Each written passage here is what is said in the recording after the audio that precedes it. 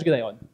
Nous en sommes à la journée 2 du championnat élite en route vers le 26e casque de diamant qui aura lieu le 4 juillet au stadium de Villeneuve-d'Ascq. La billetterie va d'ailleurs bientôt ouvrir, j'en profite. Le Flash de la Courneuve qui s'impose à domicile avec un score plus qu'inattendu, 52-6 face au Molosse d'Asnières. Le Flash de la Courneuve qui envoie un message avec des ambitions de finale cette année. Dans le derby des Hauts-de-France, le premier en première division, les Spartiates d'Amiens s'imposent à domicile 14-0 face aux Vikings de Villeneuve-d'Ascq. Du côté de Saint-Ouen-l'Aumône, les Cougars, finalistes 2019, à la peine en ce début de championnat, avec une défaite à domicile 12-23 contre les Corsaires d'Ivry. Dans la conférence sud, le champion en titre, les Black Panthers de Thonon-les-Bains, eux s'imposent 34-0 face aux Argonautes d'Aix-en-Provence et maintiennent leur cap dans ces premiers matchs de la saison. Les Hurricanes de Montpellier s'inclinent à domicile 13-44 face au Blue Stars de Marseille, une des meilleures attaques de ces premiers matchs.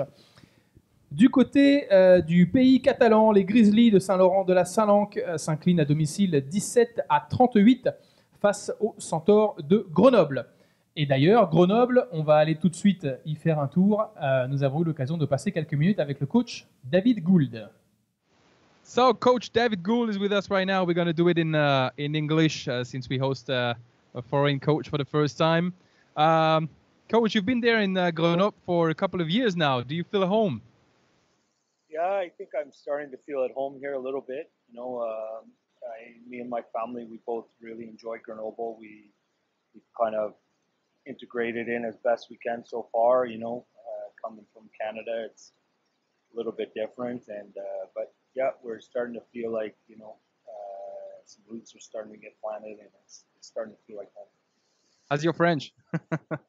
It's good. It's good. I think it's coming. Right now, I'm pretty good at understanding when people talk to me. I can read pretty well, but the talking is still taking me some time. Just getting the right verbs mostly. To find that verb I'm looking for, but it's coming. Well, it's coming next time on French Gdairon, we do it in French. Yeah, all right? Exactly, for sure.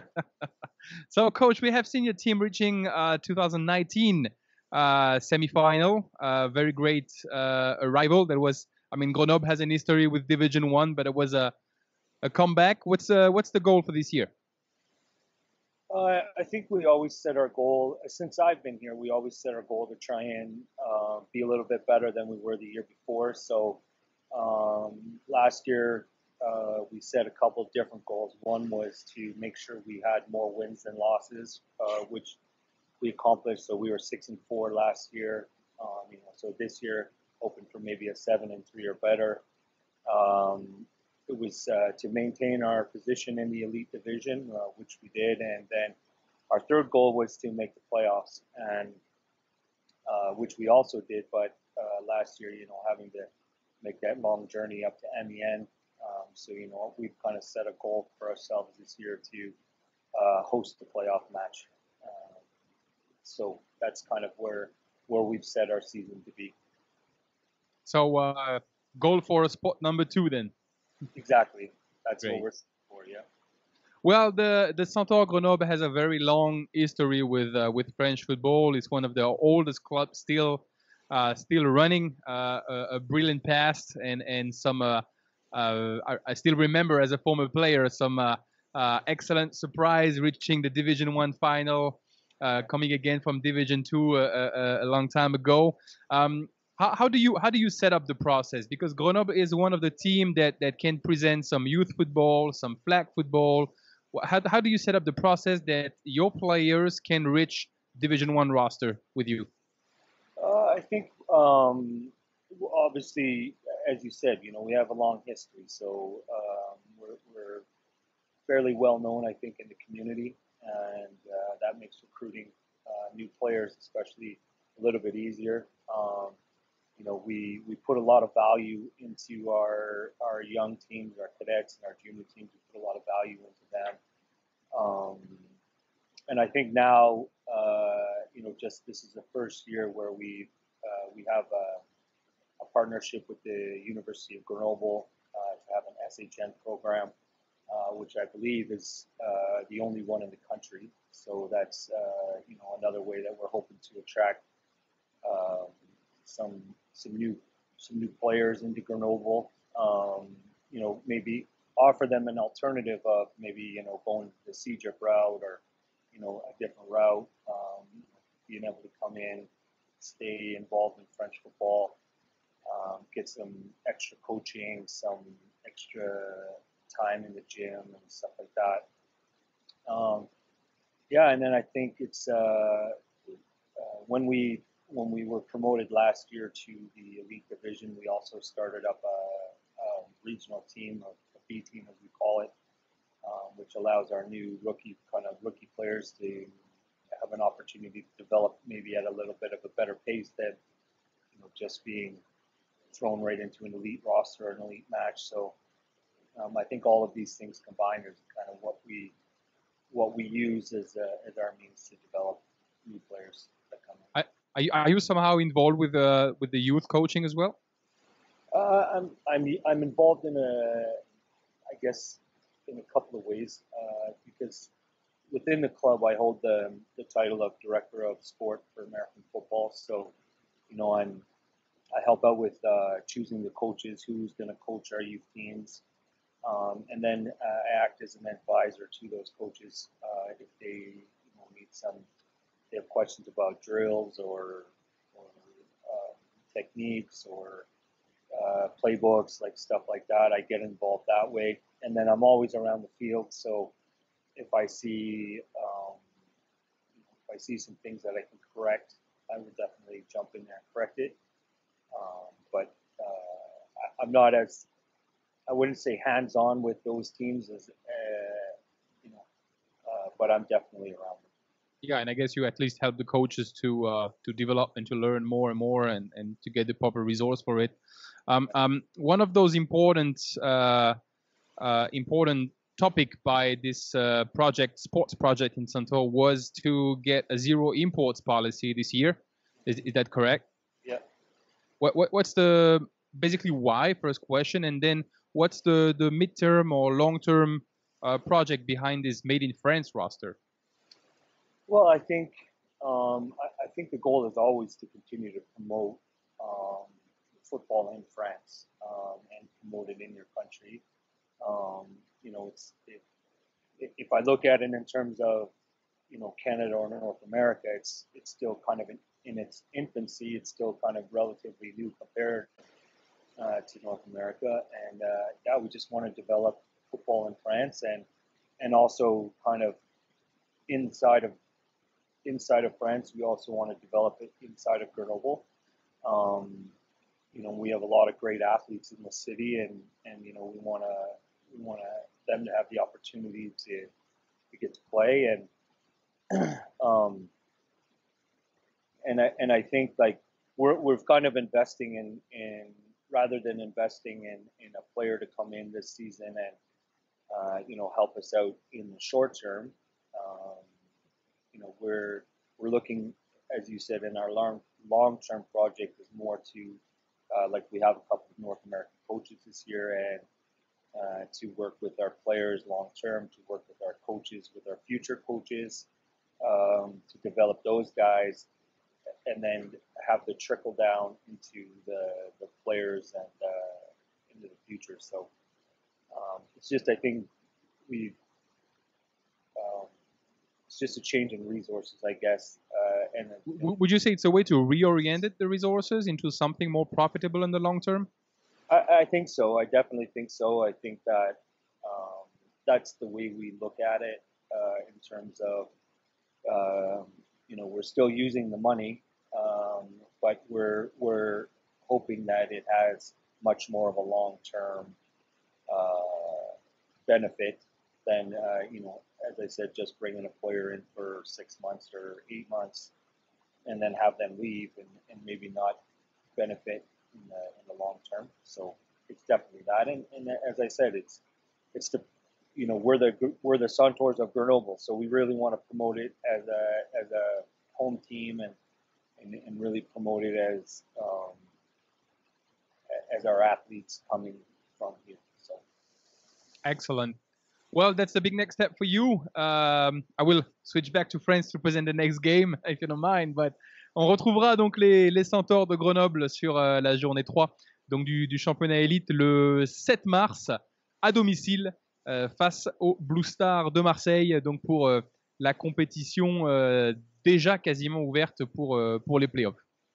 Coach, thanks for those few minutes with us. We're going to get back on our talk show from the FFFA's office. We wish you the best for the season, and we definitely keep in touch. Yeah, thanks for having me. I appreciate it, and yeah, we'll see you again soon. Talk to you very soon. Okay, take care. Pour ce qui est de la troisième journée, on commence avec les Spartiates qui vont recevoir les Cougars à la maison. Alors, qu'est-ce que tu penses de cette... Les Spartiates, c'est un jeu simple, solide, efficace, basé au sol. Principalement, on a vu Dylan Fraget, le meilleur joueur de la J2, avec plus de 100 yards à la course sur le match. Ça va être difficile pour les joueurs de Saint-Ouen-l'Aumône à l'extérieur d'aller chercher peut-être leur première victoire. Qu'est-ce que tu penses de leur début de saison avec le coach qui a dû quitter l'équipe? La transition pour le moment est en cours. Le process n'est pas encore terminé. La suite de Xavier Mas qui plane peut-être toujours, le finaliste 2019.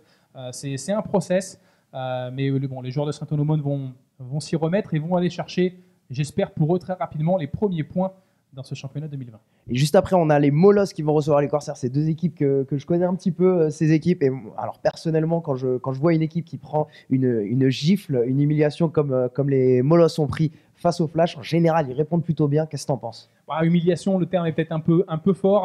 On sait le Flash de la Courneuve, gros roster. Bien sûr, le Flash est excellent. Je vais pas. Gros roster pour cette année. Maintenant, les Molosses ont l'ambition d'aller chercher une finale élite, d'aller chercher une demi-finale à la maison avec une seconde place. Maintenant, de l'autre côté, on a les Corsaires qui, eux, ont battu les Cougars après s'être fait un petit peu piquer au vif par les Vikings. Maintenant, Anthony Couvin, meilleur porteur de ballon de la saison avec plus de 230 yards au sol, vraisemblablement sera absent. Peut-être, bien sûr. Vraisemblablement, en tout cas, c'est ce qu'il a publié sur les réseaux. Donc, un match intéressant.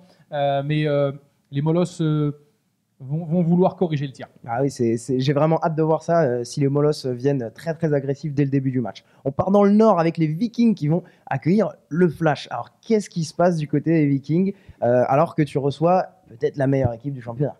C'est un nouveau test pour les joueurs des Hauts-de-France, eux qui ont débuté par une victoire contre les Corsaires. Un match finalement très physique et relativement serré quand même malgré tout à Amiens, et on ne les a pas sentis capables de stopper le jeu au sol de l'équipe de Steve Gersan, mais il n'empêche que les Vikings, c'est une équipe collectivement très solide, c'est une bande de potes, ils jouent ensemble depuis longtemps. Maintenant, il va falloir sortir sûrement leur meilleur match si jamais ils veulent pouvoir prétendre à faire quelque chose face au Flash. Est-ce que c'est pas aussi l'occasion, la saison va être longue, le Flash va jouer la Coupe d'Europe, est-ce que c'est pas aussi l'occasion de donner du temps de jeu aux plus jeunes? Ça pourrait être vachement intéressant. Maintenant, on part dans le sud, on a les Black Panthers qui accueillent les Hurricanes avec une petite situation au poste de quarterback pour un certain Austin. Oui, effectivement, Austin Stubbs, qu'on n'a toujours pas vu lancer un ballon pour les Hurricanes de Montpellier. C'est Antoine Darmanin, on en parlait sur le podcast audio avec Jules, qui a le ballon cette saison. On n'a pas de stats malheureusement qui remontent encore de Montpellier, mais on espère qu'ils vont pouvoir récupérer leur effectif. Maintenant, les Black Panthers cette année ont également annoncé de grandes ambitions, y compris européennes. Clark Evans, quarterback, qui est pour le moment au sommet en passing. Davoine, Billard, De Curcy, qui sont tous leaders à la passe. C'est pas une grande nouveauté, mais en disant c'est une nouvelle attaque du championnat pour les Black Panthers avec beaucoup de jeux aériens, un jeu au sol toujours aussi efficace. Ça va être très dur pour les Montpelliérains. Ça va être très dur. Et maintenant, on passe sur les Centaures qui accueillent les Marseillais, les Blue Stars. On en parlait juste avant avec Coach Gould. Les Centaures qui vont vouloir aller chercher un spot en play-off. Les Blue Stars qui, eux, vont, je pense, rester solidement à la deuxième place en essayant d'aller chercher les Black Panthers. Les chocs de cette conférence sud vont arriver dans pas longtemps. Est-ce que tu attends beaucoup de points de cette rencontre? Il va y avoir des points. Ah ouais? Va y avoir des points. Ça c'est, je l'espère en tout cas pour les gens qui se déplaceront du côté de Grenoble. Maintenant, ça va être un match important dans la mesure où celui qui gagne va prendre un avantage pour récupérer, garder, s'installer à la 2e place de la Conférence Sud. Bon, on finit à Aix-en-Provence et j'aimerais bien y être parce qu'actuellement à Paris il fait pas si beau. On a les Argonautes qui accueillent les Grizzlies. Qu'est-ce que tu en penses? 2 clubs qui sont à la recherche de leur première victoire dans ce championnat élite. Les Grizzlies qui découvrent. Les Argonautes, c'est un des clubs mythiques du championnat. C'est un des clubs avec un passé les plus importants de notre histoire avec le Flash de la Courneuve. On en parlait du Hall of Fame. Pascal Younes, qu'on connaît sûrement beaucoup d'anciens dans cette équipe. Maintenant, c'est une équipe en reconstruction depuis 2 ans. On les a vus avec beaucoup de renouveau en cette off-season avant, de nouveaux joueurs, une nouvelle activité. Donc de toute façon, une des 2 équipes ira chercher sa première victoire du côté d'Aix-en-Provence le week-end prochain. On attend de votre côté vos prédictions sur la page Instagram de la Fédé. Donc n'oubliez pas de suivre et d'écrire dans les commentaires quand nos posts de prédictions sortiront. Donc voilà, on a fait toutes les affiches de la 3e journée. Maintenant, on va suivre un petit peu on va vous présenter les joueurs à suivre pour cette 3e journée. Qui t'intéresse, sur qui on devrait garder un œil? Bien évidemment, Clark Evans, pour l'instant, meilleur quarterback de la ligue avec 525 yards, un taux de passes complétées relativement exceptionnel avec 42 passes complétées pour 59. Il a une palette offensive à sa disposition, on en parlait, d'Avoine, Billard, Dicursi, excusez-nous pour l'orthographe des noms. 3 receveurs qui sont tous à plus de 120 yards déjà. Au niveau des yards au sol, Anthony Couvin étant absent, on va aller regarder le numéro 2 au classement, Florian Monduc du côté des Blue Stars de Marseille, qui va sûrement profiter, en tout cas de ce match face aux Centaures, pour engranger un maximum de yards et de points pour les Blue Stars. Est-ce que sur ce début de saison, tu as un nom qui surprend un petit peu, qui fait plaisir à son équipe, à son coaching staff, que tu aimerais mentionner?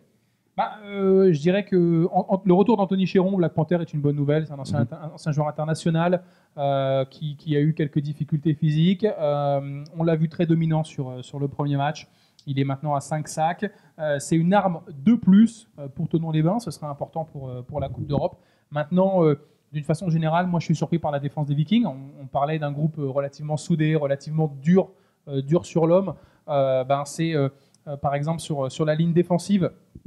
Vous avez l'ensemble des statistiques sur le site de la fédération, mais Mouloundabi, Thierry, qui tous les deux cumulent plus de 23 plaqués ensemble. Et puis on a également le MVP de la première journée en défense, Corentin Zerwal, qu'on retrouvera aussi en équipe de France de flag, avec déjà 3 interceptions. C'est pas une surprise, mais en tout cas c'est une bonne nouvelle pour les Vikings qui vont avoir besoin d'une défense très très solide, notamment contre le Flash de la Courneuve. À domicile sur cette 3e journée. Pierre, je vais te laisser parce que tu reçois quelqu'un d'important juste après, Pascal Younes, qui te rejoint. On va parler un petit peu du Hall of Fame, puisque depuis la saison dernière, le 25e casque de diamant a été l'occasion d'ouvrir le Hall of Fame de la fédération, et on va avoir l'occasion d'en discuter quelques minutes avec